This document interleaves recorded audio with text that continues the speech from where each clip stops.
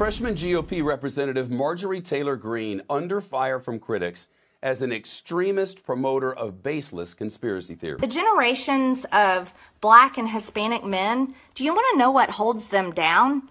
Gangs. We have an Islamic invasion into our government offices. They want to put their hand on the Quran and be sworn in? No.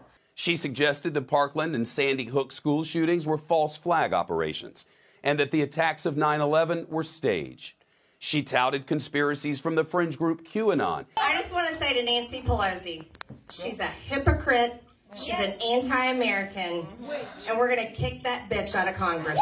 She's also endorsed executing Democratic lawmakers on Facebook in 2018 and 2019. Then she recorded herself in this video, confronting the Parkland shooting survivor David Hogg on the streets of D.C. Why are you supporting red flag gun laws that attack our Second Amendment rights? He's got nothing to say. Sad. Well, you get the picture. Representative Greene is a dangerous, racist, hectoring, conspiracy-loving gun nut. And her latest wackadoodle theory to be revealed is literally out of this world. Hello, everybody. I'm David Shuster, and thanks for joining us. 2 years ago, when wildfires were ravaging hundreds of thousands of acres in California and killing 85 people, Marjorie Taylor Greene weighed in from Georgia on Facebook.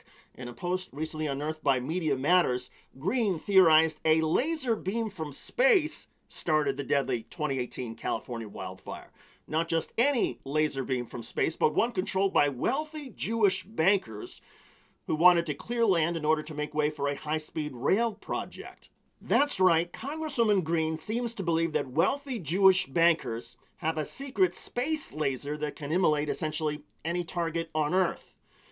For those of you keeping score, this means that Greene traffics in anti-Semitism in addition to racism, Islamophobia, and xenophobia.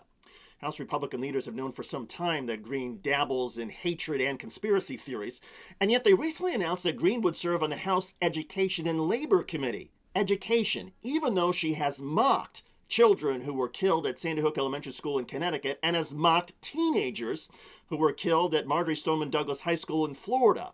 House Republican leader Kevin McCarthy, to the exasperation of Democrats and a few Republicans, said he will simply have a talk with Greene about her posts. What is he going to tell them? Keep it up? Because there are no consequences in the Republican caucus for violence.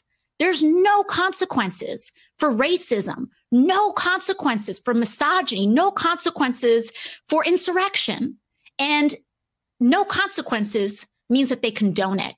It hasn't always been this way in the GOP. Through the years, congressional Republicans have censured their colleagues for racist remarks or taken away committee assignments. But now the punishment is merely a talk. And it underscores that House Republican leaders, at least, seem to feel like they must answer to the fringe right as opposed to the other way around. It helps explain why Congresswoman Lynn Cheney from Wyoming, one of the most conservative on policy in the House, is under fire for voting to impeach Donald Trump. Some of her Republican colleagues, including leadership, have suggested that Cheney's leadership position in the caucus should be taken away.